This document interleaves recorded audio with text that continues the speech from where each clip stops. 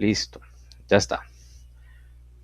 Bueno, aquí quedamos en que, listo, todos los países comunistas en su gran mayoría, inmediatamente, a poco tiempo de que de que la URSS se disuelve como partido comunista, como país comunista, el resto también lo hacen, solamente quedaron comunistas China, Cuba, Laos, Vietnam y Corea del Norte. Entonces recordemos lo que decía la Virgen María al final de su mensaje, del segundo secreto. Pero al final mi corazón inmaculado triunfará. El Santo Padre me consagrará Rusia, que se convertirá y será concedido el mundo algún tiempo de paz. Y en la actualidad, Rusia consigna en su constitución la libertad de culto. Actualmente Rusia es uno de los países más devotos y allí a la Virgen María también, por supuesto, no son católicos y ortodoxos, pero hay una devoción muy grande a la Virgen María. Y por otro lado, si bien no tiene nada que ver con el catolicismo, se puede decir por medio de la antroposofía de Rudolf Steiner que es de allí, de Rusia Eslavia, que se van a surgir los impulsos para una nueva, digamos, un nuevo ampliar de la conciencia para toda la humanidad. Desde ahí van a salir los impulsos para esta nueva generación que viene con nuevas fuerzas o energías espirituales. Bueno, entonces tenemos, digamos, aquí a Putin. Vemos que es bastante devoto de la Virgen María, de su religión, y el mundo a mediados del siglo XX, esto era, digamos, como la configuración política del comunismo. Todo lo que está de rojo eran países comunistas y los amarillitos fueron que intentaron ser comunistas. Y ahora tenemos así. Esto es lo que actualmente queda del comunismo. Y cabe decir con mucha propiedad que China, Laos, Vietnam, Cuba y Corea del Norte ya no persiguen a la iglesia, sino que garantizan la libertad de culto. O sea que fue un éxito rotundo lo de la Virgen María. Esa consagración al sagrado, al inmaculado corazón de la Virgen María a Rusia, sí tuvo éxito, la Virgen María sí cumplió. Y todo estaba profetizado desde hace más, casi por 70 años estuvo profetizado eso. Bueno, ya vamos a acabar. Esto es para concluir. Y esto es un poco difícil, ¿no? Tenía que yo, digamos, liberarme de ciertos prejuicios, tener mente abierta para poderlo desarrollar. Entonces la pregunta que surge, y ya para terminar, es esta. Después de los acontecimientos de la consagración de Rusia, ¿no? ¿Ya estamos a salvo del peligro del comunismo?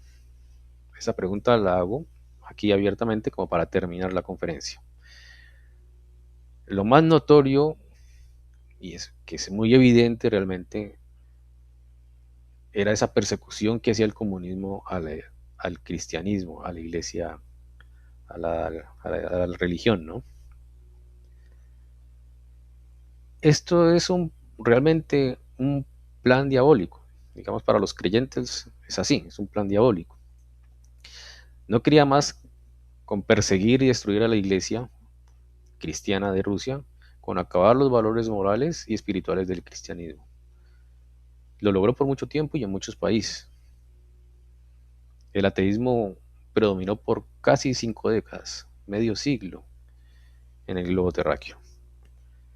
Ahora tenemos esas consecuencias todavía de ese ateísmo que se impregnó en la civilización. Ese ateísmo que todavía lo tenemos como herencia en la academia y más exactamente en las universidades públicas, ¿no? Ahí donde más se infiltró, casualmente donde más se infiltró el comunismo, ¿no? En las universidades públicas.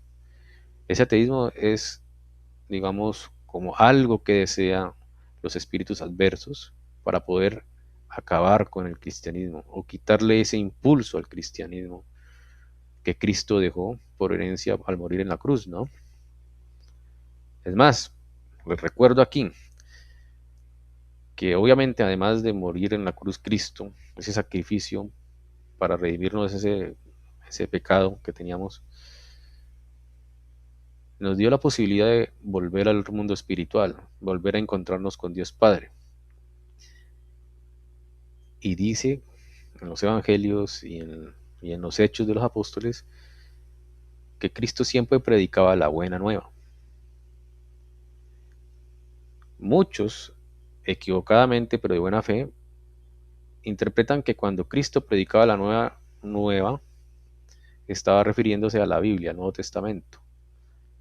No exactamente es así. Recordemos que murió Cristo y ni siquiera estaban escritos los evangelios, los 4 evangelios.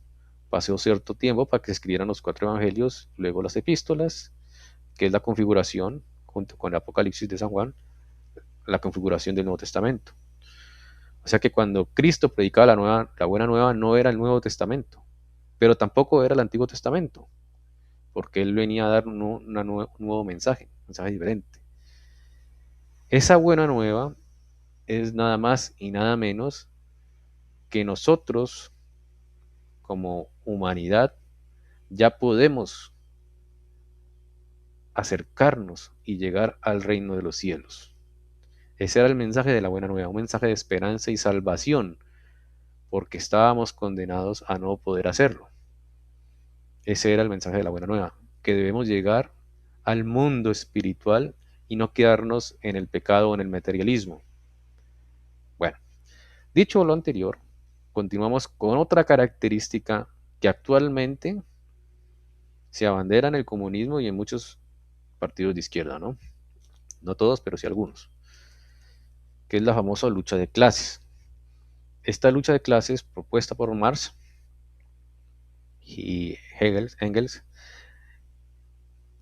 desafortunadamente tiene un punto de hostilidad, digamos, dice así: la creencia de que hay una hostilidad intrínseca entre los trabajadores y los que poseen los medios de producción. Es como si fuera una guerra preconcebida y que ya los trabajadores o el proletariado están en guerra continua contra los burgueses o los o empleadores, ¿no? Eso es un error, digamos, importante y que pasa desapercibido. Esa guerra no existe como tal. Obviamente pueden haber empleadores que se aprovechen, pero no son todos de ninguna manera. Digamos que yo ponga un restaurantico, por decir algo así, de comida rápida o de café, y tenga que contratar a un mesero, a un cocinero. No quiere decir que ya automáticamente por contratar a estos empleados yo los vaya a oprimir automáticamente por algo, por una hostilidad natural. Eso es falso. Esa hostilidad natural que predica la lucha de clases no existe. Obviamente, si hay unos empleadores abusivos, pero la gran mayoría no es así. Los de las pequeñas empresas, medianas empresas y microempresas no son así. Incluso muchos de grandes empresas tampoco son así. O sea que esta hostilidad asociada por el marxismo de lucha de clases entre empleadores y trabajadores, eso es parte del peligro que lleva al comunismo. La Virgen María quería prevenirnos de esto, pero ¿qué pasó? Se demoró mucho tiempo, pasó mucho tiempo para la consagración de Rusia, más de 60 años, casi 70 años. Y este mal que pasaba desapercibido, este mal de hostilidad en la lucha de clases que no existe naturalmente, esta lucha de clases no existe naturalmente, se propagó y se perfeccionó. Porque la Iglesia Católica, esto es error de la Iglesia Católica, se demoró mucho tiempo en consagrar al Inmaculado Corazón de María a Rusia. Y esta demora causó ciertos estragos y este odio de lucha de clases mutó y se perfeccionó y ahora estamos pagando esas consecuencias de habernos demorado tanto en la consagración al Inmaculado Corazón de María a Rusia.